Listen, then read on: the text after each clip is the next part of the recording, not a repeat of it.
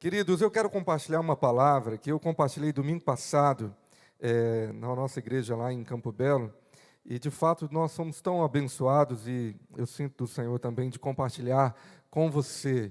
Mas eu sou muito grato a Deus pela vida do pastor William, da pastora Elane, num momento tão delicado para a minha vida, minha esposa. Esse ano nossos filhos foram liberados e nós estamos lá naquela síndrome do ninho vazio, e o pastor William foi ficar alguns dias conosco lá no início do ano, e aquilo para nós foi um conforto, como Deus usou a vida dele para nos abençoar. Eu quero convidar você a ficar de pé só um pouquinho, abrir a sua Bíblia em 1 Coríntios 15, verso 33. Eu quero falar sobre o poder do ambiente. 1 Coríntios 15, 33. Na versão nova tradução da linguagem de hoje, ou também da BTL, tradução livre, diz assim: as más companhias, não se enganem, as más companhias estragam os bons costumes. A tradução livre fala, destrói os bons costumes. Eu queria que você colocasse a tua mão no teu coração e orasse para que o Espírito Santo falasse ao seu coração. Fala: Senhor, nessa manhã, obrigado por estarmos juntos para te adorar na tua presença, esse louvor tão maravilhoso que, ó Deus, somos envolvidos nessa manhã. Eu te agradeço por mais um ano de vida dessa igreja que tem impactado essa nação, e nós oramos agora para ouvir a tua voz. Aí onde você está, querido, erga a tua voz e fala: Espírito Santo, fala comigo, eu preciso te ouvir. Que nessa manhã seja uma manhã de revelação, uma manhã do derramar da tua presença, renovando, nos restaurando. E se você puder, ore por quem está ao seu lado também. Fala: Senhor, derrama 2 vezes mais na vida do meu irmão, na vida da minha irmã, que ela seja de fato impactada pelo poder da tua palavra, porque a tua palavra é viva, ela é poderosa. Fala conosco em nome de Jesus. Você pode dizer amém? Libera uma palavra de fé para esse irmão. Fala: Deus vai falar com você, se prepara. Querido, o ambiente em que vivemos pode liberar força ou fraqueza, vitória ou fracasso. A pergunta é: por que muitos cristãos não têm conseguido desenvolver um crescimento espiritual vitorioso? Então, por que não andam em vitória e parece que estão sempre caindo mediante as tentações, os fracassos, com o pecado, o mundanismo, a carnalidade, e eles se sentem tão fracos para realmente lutar e vencer? E muitas vezes sabem que são guerreiros, sabem que são guerreiras do Senhor, que foram chamados para a batalha, mas eles não conseguem, na prática, viver uma vida vitoriosa. E a resposta está no ambiente. Se nós pegássemos o rei da selva e o rei dos mares para o embate, uma luta hipotética, é claro, né?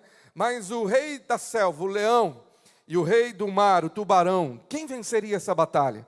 O animal mais forte, que diz que está no topo da cadeia alimentar na selva, e pega o topo da cadeia alimentar no mar, e coloca esses dois, aí, reis, entre aspas, para uma batalha, quem venceria? Pergunta para quem está ao teu lado: em quem você vota, no leão ou no tubarão?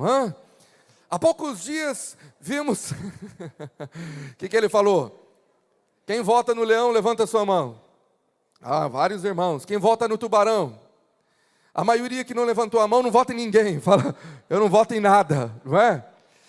Há poucos dias vimos no nosso litoral, na região lá de Pernambuco, ataques de tubarões. Infelizmente pessoas foram feridas, e vimos o temor de pessoas que queriam tanto entrar na água. E eu vi um pequeno vídeo que chamou minha atenção, de uma pessoa no prédio, um apartamento, na área que foi interditada de ataques de tubarões. Então ele viu uma família entrar com criança lá. E ele filmou e ficou desesperado, dizendo: será que eles não viram a placa?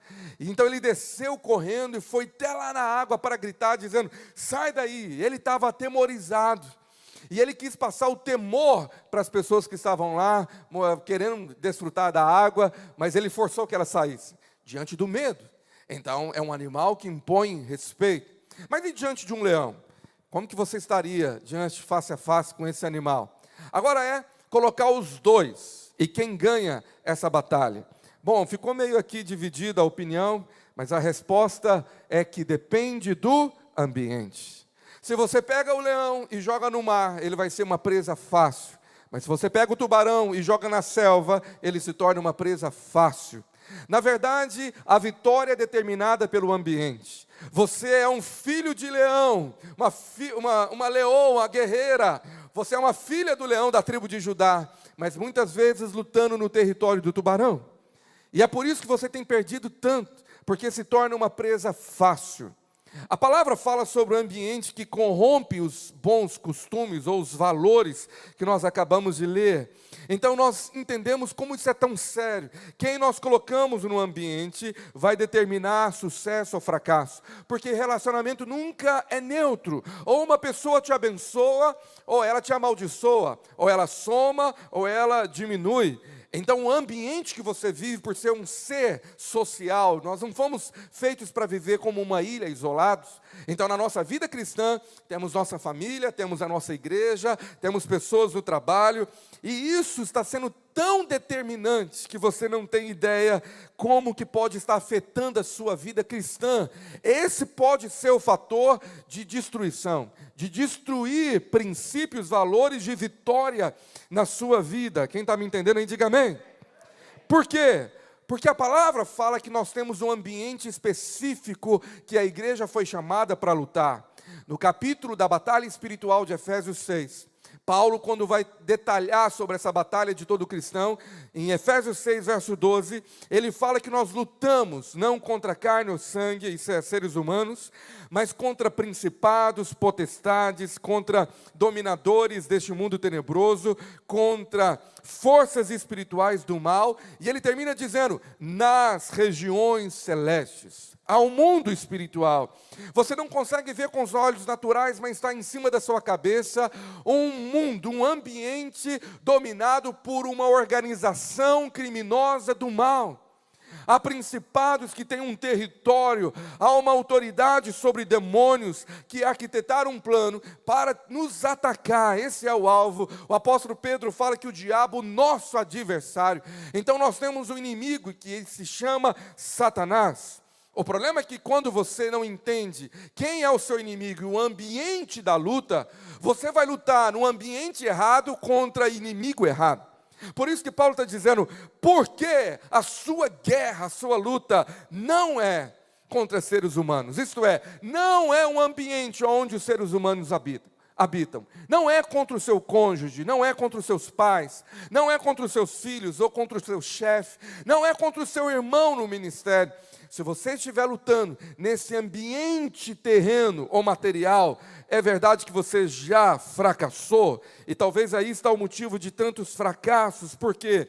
Porque você não tem visto um inimigo que tem tentado usar as pessoas, mas é nas regiões espirituais que nós lutamos. Então tem um ambiente, mas também tem as armas do ambiente. No próximo versículo ele fala, portanto tomai toda a armadura de Deus, para que possais resistir no dia mau, e depois de ter feito tudo, permanecer inabalável. É verdade que fomos chamados para uma batalha, mas essa batalha Jesus já venceu no Calvário, e nos deu o carimbo que somos mais que vencedores. Mas assim nós entramos no campo de batalha como vencedores, porque o Senhor derramou e determinou essa promessa, mas ainda temos que lutar, e quando lutamos, a Bíblia fala, depois de fazer tudo, permanecer inabalável. A luta não veio para enfraquecer você, ela veio para te tornar mais forte do que antes. Você vai ficar inabalável, aleluia. E também a palavra fala que é o dia mau. O dia mau é uma temporada, pode ser 24 horas ou pode ser um período, mas a verdade é que a batalha não é a vida inteira, como muitos crentes pensam. Tem crente que você pergunta para ele como que você está, na luta, e a luta prolonga, né, irmãos, porque parece que é 20 anos que ele está correndo de demônio, 20 anos que ele se converteu e fala, o dia que eu aceitei a Jesus, parece que a minha vida começou uma batalha. É verdade, sabe por quê? Porque a Bíblia fala que fomos transportados do império das trevas para o seu reino de luz, e no império das trevas você era um escravo dominado por demônios, mas agora você foi tirado de lá e se tornou um guerreiro da luz, com armas espirituais, e o diabo tem medo de você, porque um pode colocar 1000 para correr, e o Senhor te chamou para você fazer a diferença, aonde Ele te levou, você carrega a glória de Deus, então onde você entra, a autoridade do nome de Jesus está sobre você, o selo do Espírito Santo, e a Bíblia diz que o diabo então tem que fugir de nós, porque há uma promessa, sobre a igreja, as portas do inferno não prevalecerão sobre a igreja do Senhor. Quantos são igreja aqui? Diga glória a Deus. Agora, temos as promessas, e por que às vezes parece que as portas estão prevalecendo? Porque nós não entendemos como é a dinâmica da luta, e como Deus quer nos usar para nos apropriar da promessa da batalha. Por quê? Lutamos no ambiente errado, com armas erradas. Você é um leão lutando contra um tubarão no mar, e sem as suas armas, sem poder usar as garras, sem poder usar a força que Deus te deu. E isso por causa do engano, porque às vezes achamos que a nossa intelectualidade, a nossa maneira de lidar, a gente fala para Deus, essa é mole, pode deixar que eu resolvo. E esses pequenos problemas do dia a dia, dos embates de relacionamento, que você não percebe uma cilada satânica por trás, tem levado muitos a perder a paz, o fruto do Espírito. Por quê? Porque não conseguiu discernir que há uma cilada, que há uma emboscada do diabo, como Paulo diz aqui em Efésios, para se livrar das ciladas, e as ciladas são muito bem feitas. É para você não reconhecer que o inimigo está lá. E começa com pequenas faíscas no relacionamento, dentro de casa, na igreja, e você fala, não, isso aqui está tranquilo, não é guerra espiritual. E de repente você está mal, machucado, emburrado, pensando em sair da igreja, pensando em divorciar, pensando em sair do emprego, e você acha que a coisa é sua. Não, Deus, isso é coisa que, ora para que o Senhor abençoe.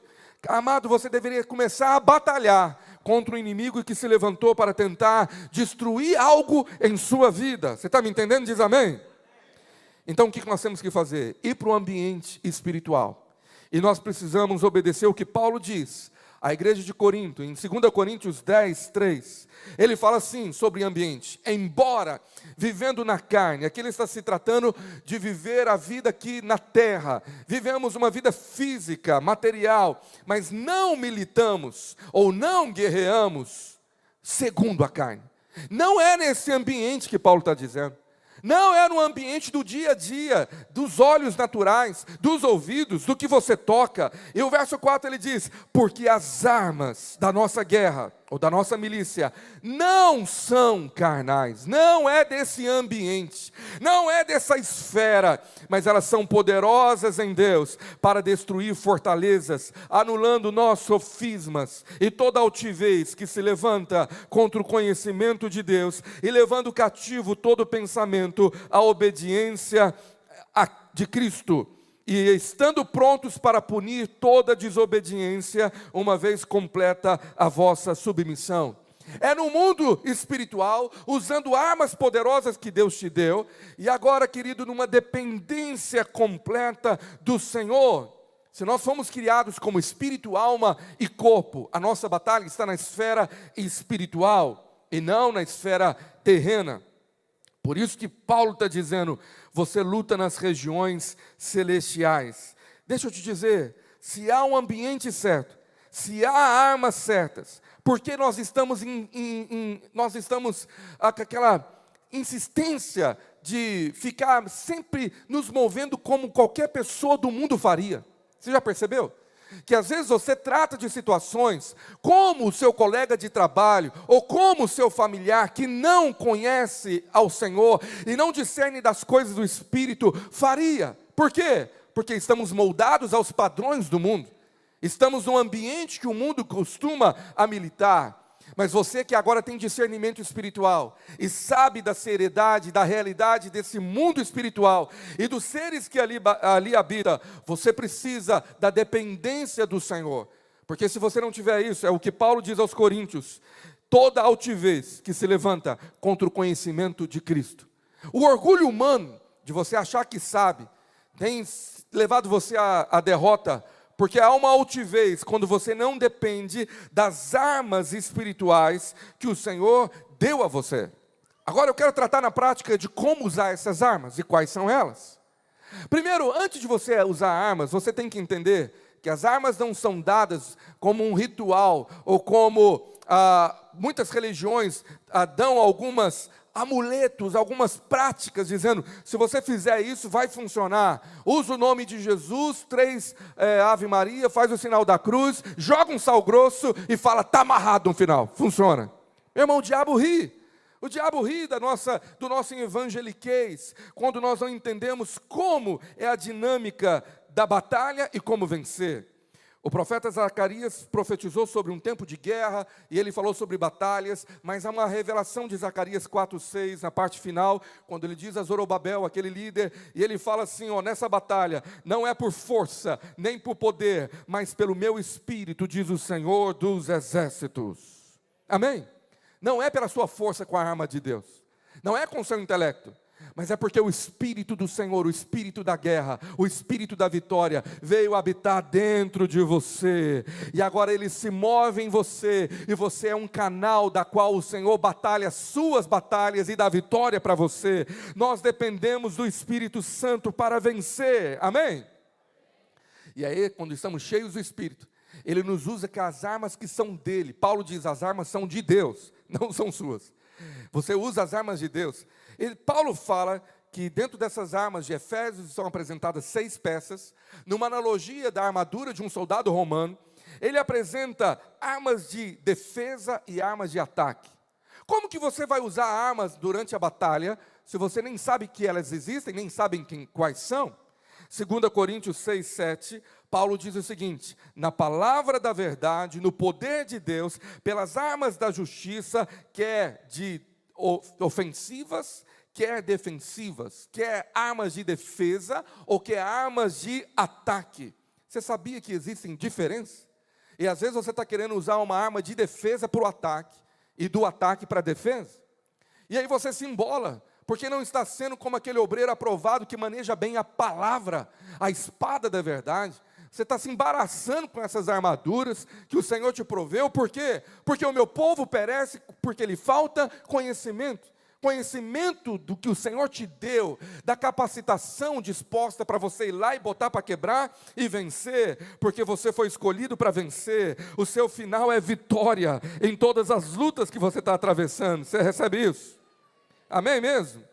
Então, querido, deixa eu te falar, as armas precisam ser vestidas. Paulo diz em Romanos 13:12, vai a alta noite e vem chegando o dia, deixemos, pois, as obras das trevas e revistamo-nos das armas da luz. Grava isso, revistamo-nos. A palavra no grego é literalmente se vestir. Eu entendo que a arma, ela vai ser vestida. Então, tem algo que Deus quer que eu faça para elas estarem dentro de mim, para que eu possa guerrear. Quando nós falamos sobre guerrear, o diabo começa a levantar um amedrontamento, porque ele é o espírito que usa medo. E alguns não se interessam pelo assunto batalha espiritual, intercessão, e falam, não, eu vou deixar isso com os mais espirituais, eu vou deixar isso com os outros, porque inventaram mentiras, que se você se envolve nesse campo, tem retaliação, o diabo se levanta com força, e aí vem, e você começa a sofrer retaliações. Quem já ouviu essas coisas? Irmão, já ouvi isso mais, me dava medo. Ele falava, eu não vou mexer com esse negócio não. É o que o diabo mais quer, sabe por quê? Porque Paulo diz ao seu discípulo Timóteo, em 2 Timóteo 1:7, porque Deus não nos tem dado o espírito de covardia, mas Ele deu o espírito de poder. Você não foi chamado para ser covarde, mas você foi chamado para ter o poder do alto, para ser um guerreiro que vai botar para quebrar, aonde Deus te escolheu e te chamou. Você diz glória a Deus para isso?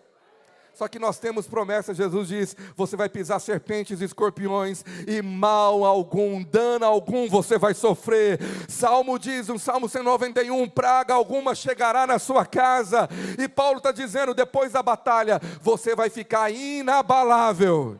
A batalha vai ser como de Davi e Golias, o seu Golias vai te promover, vai te levar ao trono. Então, se Deus tem permitido batalhas, é porque depois de uma batalha, a vitória desfrutada é grandiosa demais. E é verdade, quanto maior é esse inimigo, maior é a sua vitória.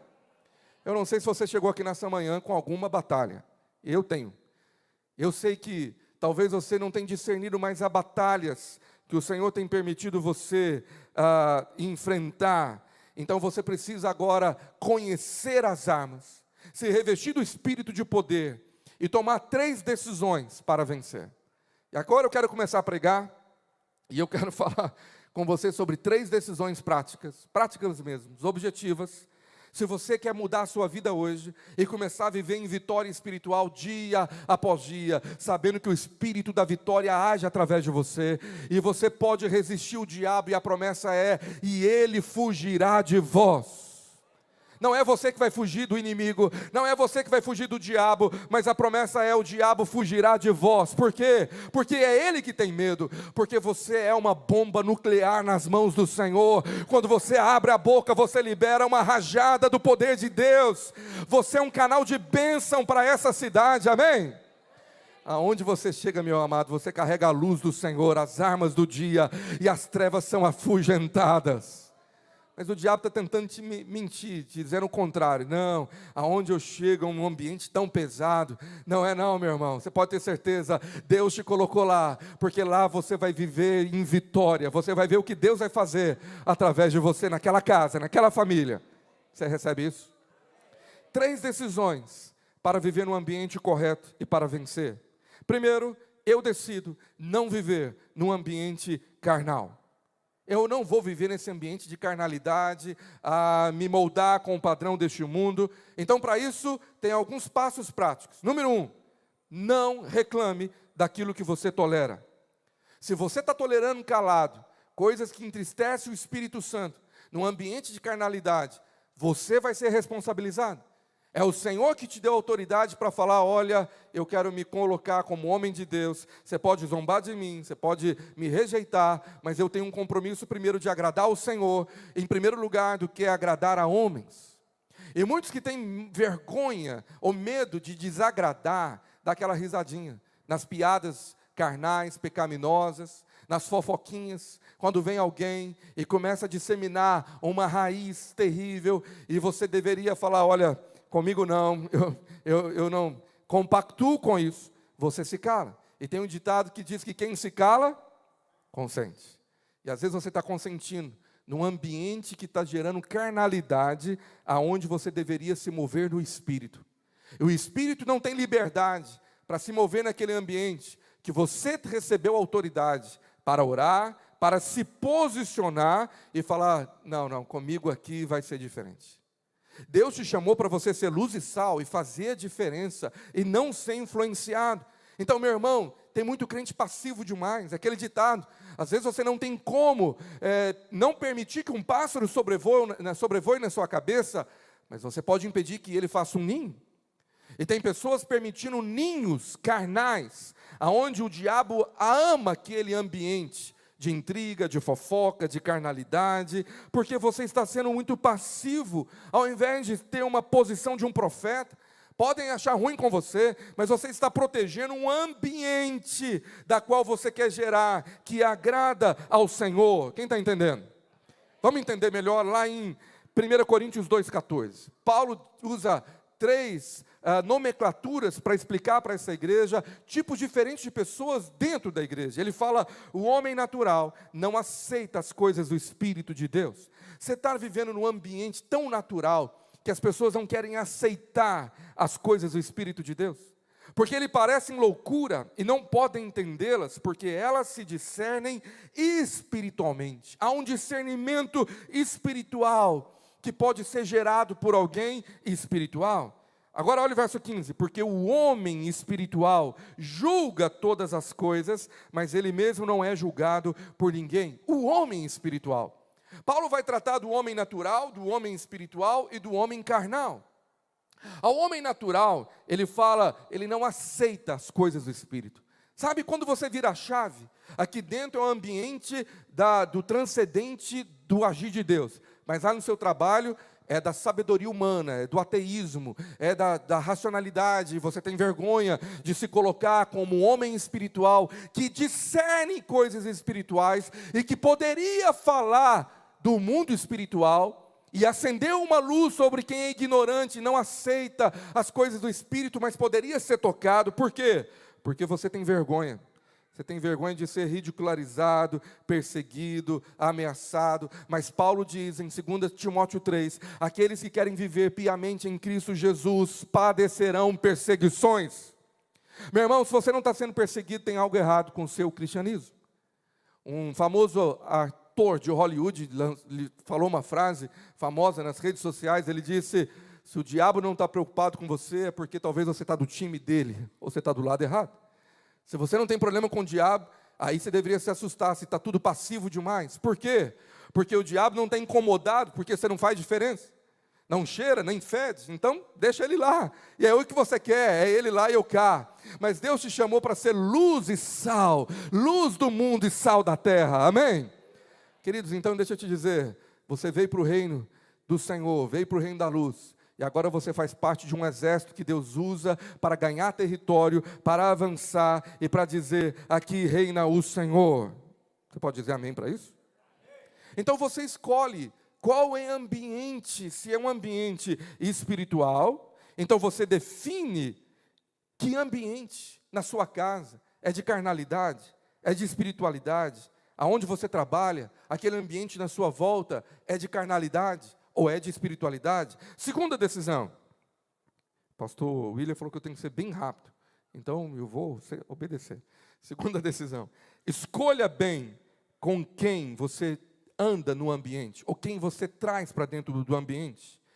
Paulo disse isso, não se engane. Então, relacionamentos podem nos enganar e corromper ou destruir bons costumes, valores, princípios, o que Deus poderia fazer. Você já parou para pensar por que o livro da poesia poética, da adoração, começa a abertura do primeiro versículo com essa declaração? Salmo 1, verso 1, bem-aventurado o homem que não anda no conselho dos ímpios, não se detém no caminho dos pecadores, e nem se assenta na roda dos escarnecedores. O salmo da adoração começa falando com quem você anda, o seu ambiente, quem que você caminha. Isso vai definir se você vai ser um adorador ou não. Isso vai definir o seu futuro espiritual. Meu irmão, é verdade.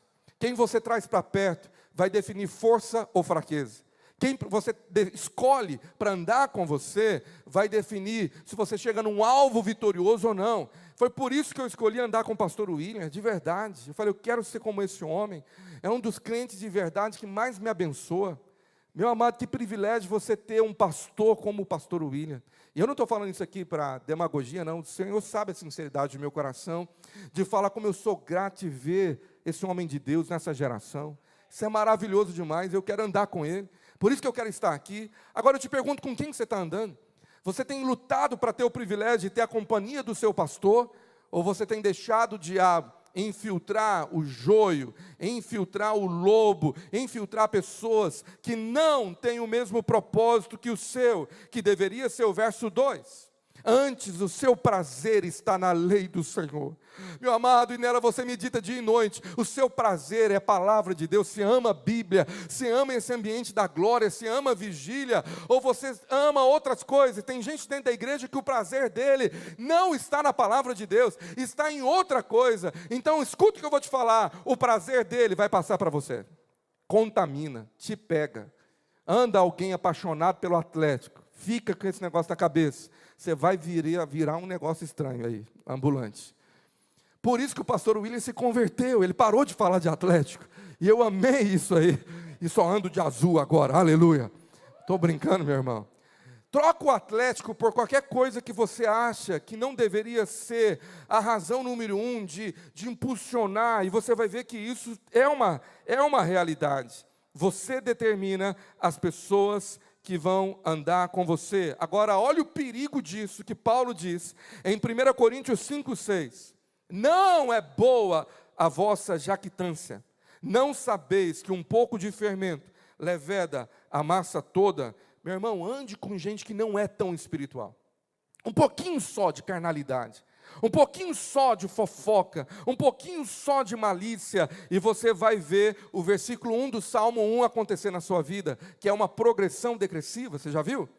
Bem-aventurado o homem que não anda no conselho dos ímpios. Então, se tem uma impiedade no caminho, você está andando, e de repente aquilo faz essa pessoa do Salmo 1 parar. Ele fala, ele se deteve, parou. Espera, como que é essa história aí? De repente ele já está sentado na roda. É aquele tipo de fofoca, você está no caminho, alguém fala assim, você ficou sabendo do pastor? Pastor que caiu, e aquilo te faz parar. O quê? Pastor que caiu? Senta aqui que eu vou te contar. Meu irmão, de repente você está enlaçado num ambiente que entristeceu o Espírito Santo, de malícia, de fofoca, de julgamento, sabe, de sujeira, e aquilo contaminou o seu ambiente, porque quando você chega em casa, você chega para o seu cônjuge e fala, você ficou sabendo?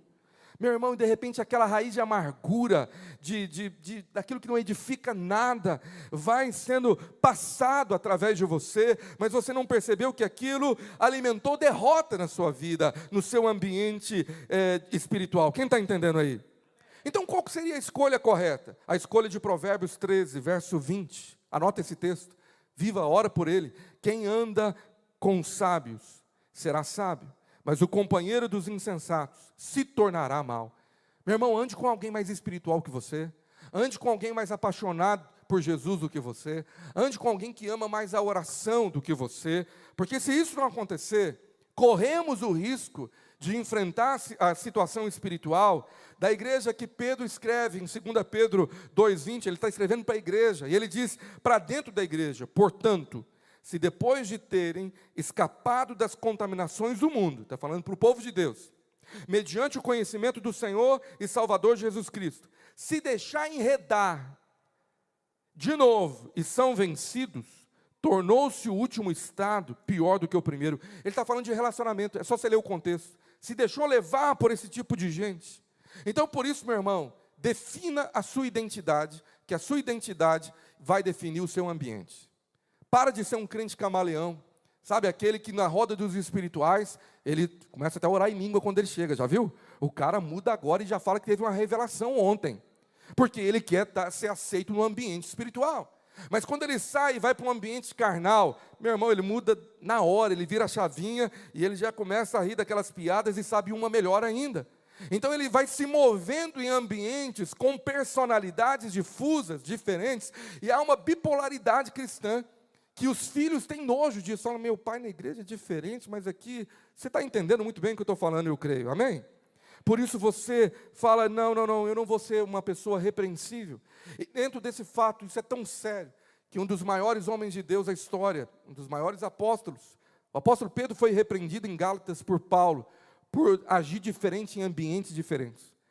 Leia Gálatas e Paulo fala, eu tive que repreendê-lo face a face, porque se tornou repreensível. E ele falou assim, Pedro, não é certo essa sua atitude. Nesse grupo você está agindo assim, e nesse grupo você age assim. Meu amado, você precisa definir, ser uma pessoa espiritual, cheia do Espírito Santo, em todo lugar que o Senhor te levar, amém?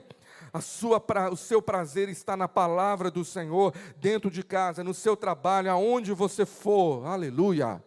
E por último, a terceira decisão,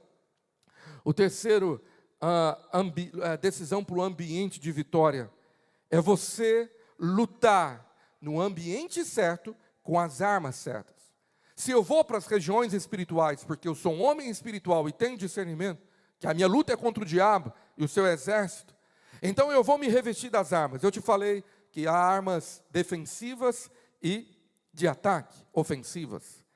Paulo, em Efésios 6, dá a maior parte das partes da armadura como armas ou partes defensivas.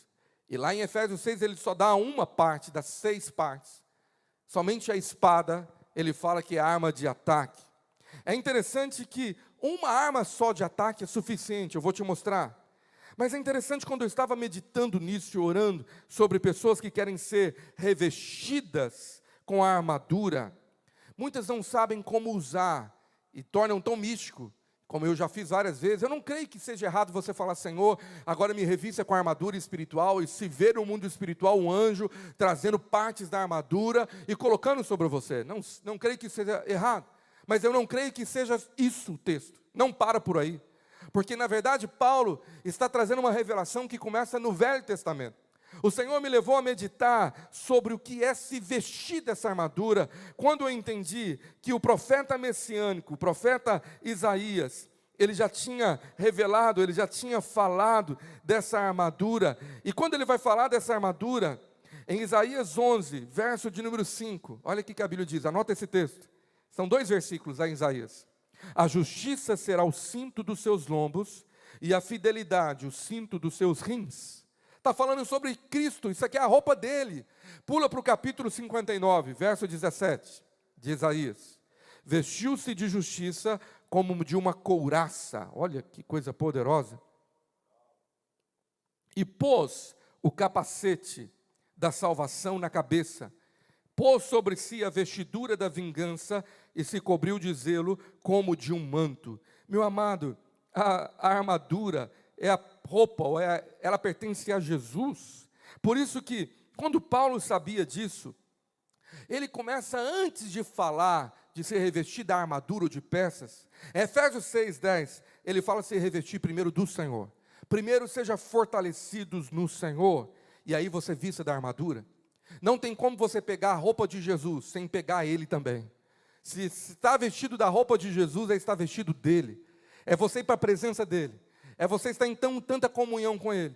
Ele tomou a sua vida, que agora na verdade é o Senhor que está agindo através de você. Quando o diabo olha para você, ele não vê a sua face, ele vê o Filho de Deus ali, porque Cristo habita dentro de você, e é por isso que ele morre de medo. Não é por aquilo que você tem, mas é por a quem habita em você, e tornou você filho. Aleluia, você pode aplaudir esse Deus? Você pode dar um glória a Deus aí? Então não tem como ir para a batalha sem estar primeiro cheio de Jesus, revestido dele. É essa comunhão, é se mover no Espírito, que vai fazer com que se torne tão fácil cada passo, cada peça dessa armadura. Você está fortalecido, você está vestido do Senhor, você está vestido dele mesmo. Por isso que você fica firme contra as ciladas do diabo. E aí você vai entender, querido, que quando você se move nas regiões celestiais, do verso 12, toma posse dessa armadura, do verso 13, para poder resistir no dia mal e ficar inabalável. A palavra está dizendo o seguinte: essa resistência, ela acontece natural, porque Tiago diz, sujeitai-vos a Deus, Tiago 4:7, mas resisti ao diabo e ele fugirá de você. Sabe, o diabo, quando vê alguém revestido da armadura, já sabe que ela vai funcionar, ele já morre de medo, ele já vai bater em retirada. Por quê? Porque quando você está vestido, essa armadura ela está funcionando, ela está ativando o que cada peça significa. Quando você vai estudar cada peça, como do versículo 14, está firme, cingido com a verdade e vestido da couraça da justiça. Essa cingir traz a ideia do cinturão da verdade. Meu amado, quando você decide viver uma vida na verdade, na luz da verdade, lá no capítulo 4 do mesmo livro de Efésios, Paulo diz à igreja no verso 15, seguindo a verdade em amor, cresçamos em tudo naquele que é o cabeça. Sabe, quando você decide que a mentira não faz mais parte, você está destruindo toda brecha que o diabo, o pai da mentira de João 8,44, poderia ter, legalidades. Quando você está lá, querido, com uma aliança com a verdade, obedecendo o mandamento de Cristo, que não é uma opção não andar na verdade. Tem gente querendo entrar na batalha espiritual, mas com coisas presas no mundo espiritual, com o diabo, mentiras com o cônjuge, mentira oculta, e de repente começa a se sentir fraco, e até mesmo perder, e fala, Senhor, mas eu estou vestido com a verdade, o Senhor fala, não está, você não foi para a batalha vestido da verdade, mas a mentira no seu comportamento. Quem está me entendendo?